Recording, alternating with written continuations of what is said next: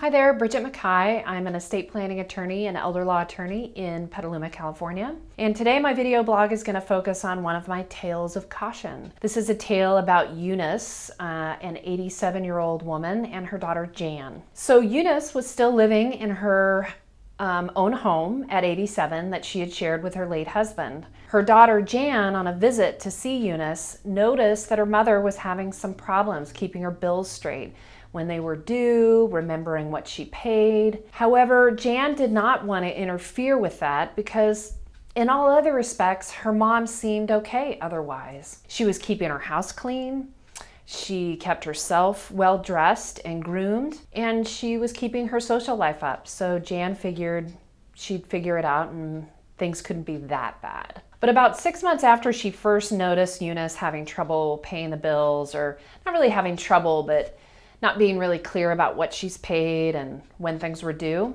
she noticed that when she came to visit 6 months later, Eunice's electricity had been turned off and she had been living for a week without electricity. She'd been getting heat from her gas oven and she was using candles at night if she needed to read something.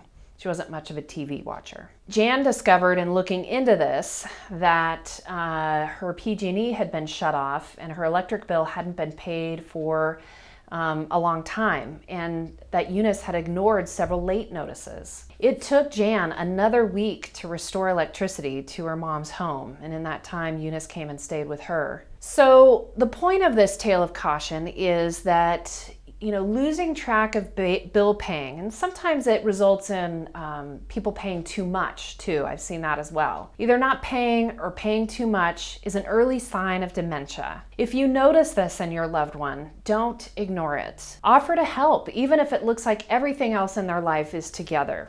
Point it out to them and tell them you're concerned. At worst, Eunice could have caused harm to herself by using heat, improvising her heat and light. A fire, an explosion, all of these things come to mind. But at the very least, her physical health was vulnerable without electricity in her home. Everybody needs that for their basic care. So if you need help addressing the practical aspects of handling the onset of dementia for your loved one, contact a qualified estate planning attorney.